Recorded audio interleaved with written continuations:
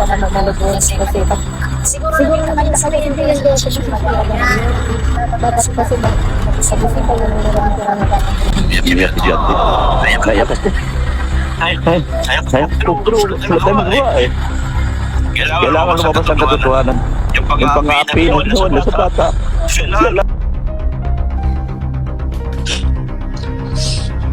Ang pagmamahal ko sa'yo, boss, hindi magbabago. Atin lang yun. Pero hindi ko pwedeng iwanan kasi, boss, ang pagkakataon na ito nabuo nung time na tinanggal mo ko, boss, nabuo ka sa itong grupo. At magiging anti-kalingap ito pagdating araw. Yo guys! Magandang araw, magandang gabi mga kalingap.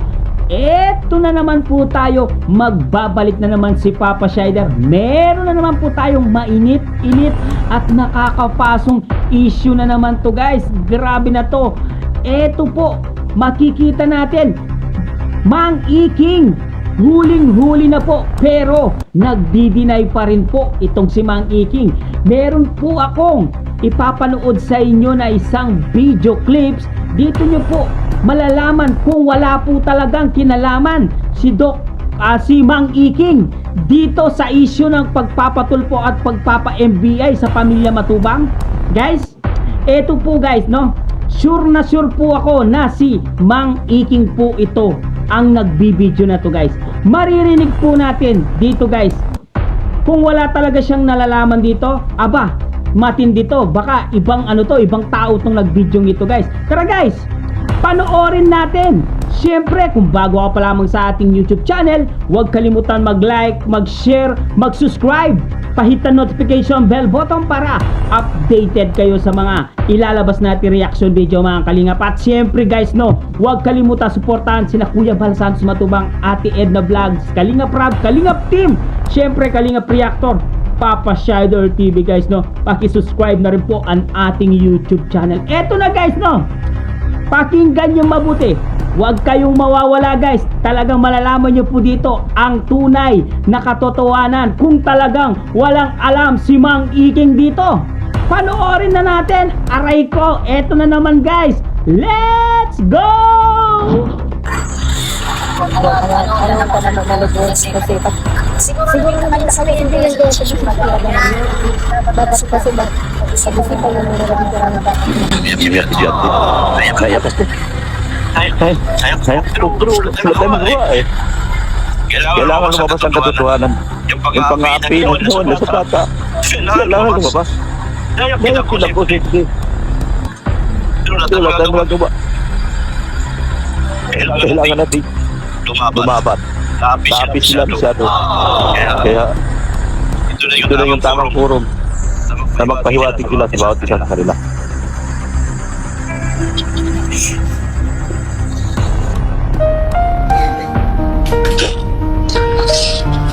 Ang pagmamahal ko sa'yo, boss, hindi magbabago.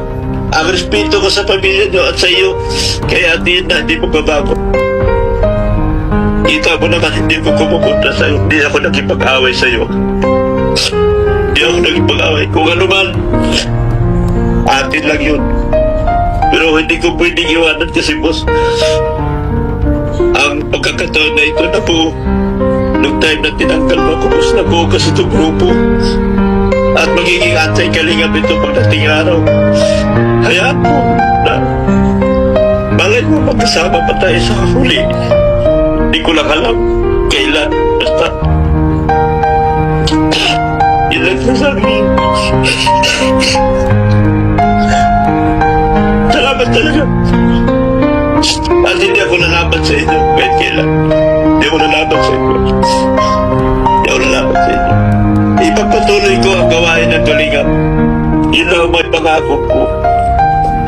At hindi pa ako magiging hadlang at hindi pa ako magiging kalaban. Hayaan mo na lang ako. Aray ko, Mang Iking, hindi ba sa'yo boses yun?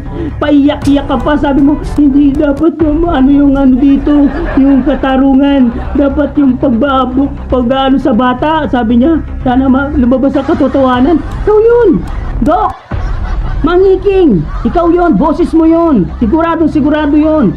Boses mo yan na pumunta kayo sa police station or NBI man yan, saan man yan, cybercrime na yan. Ikaw yan, Doc, may alam ka dyan. Hindi pwedeng wala kang alam dyan, no? Ikaw ang pinaka-mastermind nila. Ikaw yung sumusunod sa kanilang sa taas. Tapos ikaw yung nagpaplano, no? Kumbaga sa gumagawa ng bahay, Mangiking, ikaw ang engineer, 'di ba? Yung mga galamay mo, yung mga empleyado. Wala daw alam pero naririnig yung boses niya. Paiyak-iyak pa siya sa boses na yon. Hindi lang masyadong malinaw yung boses na yon kasi nga medyo iniba nila yung boses, yung gumagaralgal yung boses niya doon. Pero sa totoo guys, siya po yun, no? Paiyak-iyak pa siya, na palingad-lingad pa siya na yung Batalero family talaga yung may desisyon yan. Hindi mangyayari yon, Mang Iking. Ikaw pa rin ang nagsasabi dyan at si Mang Kanor yon. Kayong dalawa ni Mang Kanor at Mang Iking ang sut-sut dyan at naguudyot sa dalaga. Kawawa yung dalaga, oh. Ginagamit niya yung dalaga, no? Naiyak-iyak na nga itong dalaga dahil sa pinagtutustos nyo sa kanya na sige, gawin mo to. Oh, anong nangyari? Pati siya napaamak.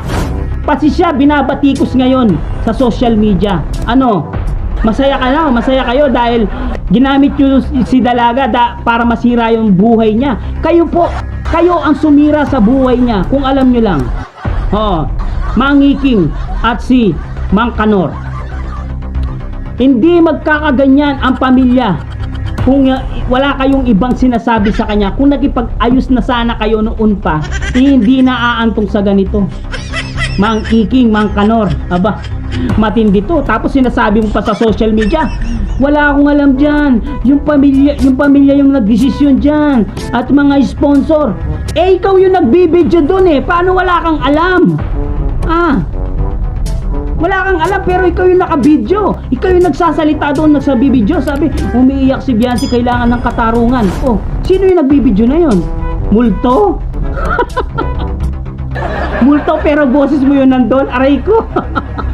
Ang sakit-sakit. Tapos, nung napunta sila sa Rapid Tulfo in Action, pati ikaw, nadamay. Ang sabi mo, nagkamali sila sa script. Hindi nila nabasa ng gusto. Kinabahan si dalaga. Aray ko, ano ba yan, Mang Iking? Hindi mo kasi naayos yung script niya eh. Yung tuloy. Pati ikaw, nadamay. Dapat, bago mo pinapunta doon sa Rapid Tulfo in Action, pinabaon mo na sa kanya. Nakaban pa naman kayo, di ba? Nakasasakyan kayo. Hindi pwedeng wala ka doon. Ikaw yung taga-guide sa kanya, ikaw yung taga-tutor sa kanya kung anong gagawin, di ba? Tapos sasabihin mo, sinasabi mo sa live mo, wala kang alam. Hindi pwedeng wala kang alam dito. Meron kang alam. Ikayo ang nagpaplano nito. Kayo ang nagpa-MBI, kayo ang nagpa-Rapid Tulfo in Action at sinasamaan nyo pa ng Jessica Soo. Kulang na lang MMK, no? At magpakailanman, kumpleto na ang serye. Sigurado, sisikat ang alaga mo. Hindi lang sisikat sa eskwela, buong mundo. Sisikat po itong dalaga. Kaya lang, yung pagsikat niya, mayalong bashing. Siyempre, lahat ng tao hindi naman maniniwala sa ganyan-ganyan kasi nakita nila yung talambuhay ng bata kung paano siya nag-umpisa. Kung paano siya inangat ng kalingap, di ba? Kung paano sila nagkabahay. Sinong babatikusin nila doon? Di yung pamilya Batalero. Kayo, babatikusin ba kayo? Hindi. Kasi sanay na kayo sa batikusan eh, di ba? Laro nyo yan eh. Kayo nung dalawa ni B1, B2, Mang Iking, Mang Kanor, laro nyo yan. Kaya hindi kayo apektado sa mga ganyan kasi nasanay na kayo sa mga batikusan na yan eh. Tapos sinasabi mo, wala kang alam. Imposible yan na wala kang alam sa nangyayari, Mang Iking. Dinig na dinig namin ang iyong boses dito. May paiyak-iyak ka pang nalalaman, umiiyak ka, kawawa ka naman. nakakahawa ka. Tingnan mo, paiyak-iyak ka. Talagang humaagulgul ka sa iyak. Diba? Hindi ko alam kung umiiyak ka, kung lumilitaw pa yung mata mo na kaganyan. Pero walang luha, walang luha yung iyak mo. Parang scripted din yung iyak. Scripted yata yung iyak, mangiking ha. Dapat mangiking. Tirnaining mong maayos ang alaga mo para hindi na bubulyaso, para hindi sumasablay pagdating sa question and answer.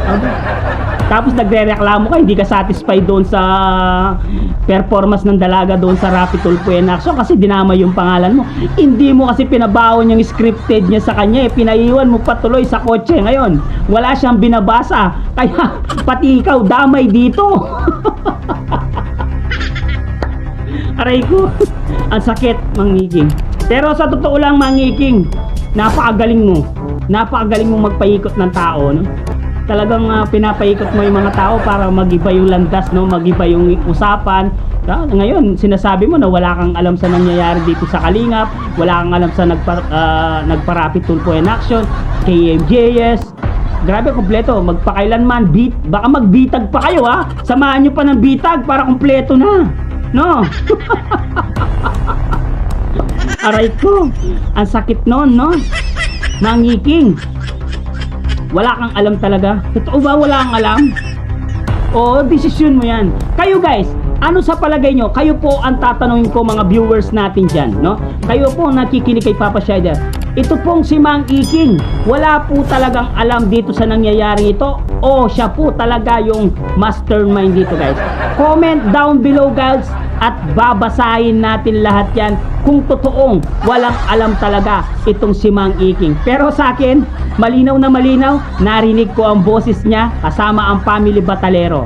Yan po, totoong totoo po yan na may alam po itong si Mang Iking dito at si Mang Kanor. Yung dalawang B1 B2 guys, may alam po dito. Syempre, ang nasa taas nila, yung pong kanilang hari, si Leo Mr. D guys, no? Guys, pag-subscribe po ang ating YouTube channel guys. Sa mga hindi pa nakasubscribe dyan, hanggang dito na lang muna ang ating reaction video for today's mga kalingap. Syempre, kung bago ka pa lamang sa ating YouTube channel, huwag kalimutan mag-like, mag-share, mag-subscribe, pahit ang notification bell button para updated kayo sa mga ilalabas natin reaction video mga kalingap. At syempre guys, no, huwag kalimutan suportahan sina Kuya Balsas Batubang, Ate Edna Vlogs, Kalingap Rab, Kalingap Team, syempre Kalingap Reactor, Papa Shider TV guys. Huling-huli, wala ka ng kalusot, Mang Iking. Bye-bye you. I love you all.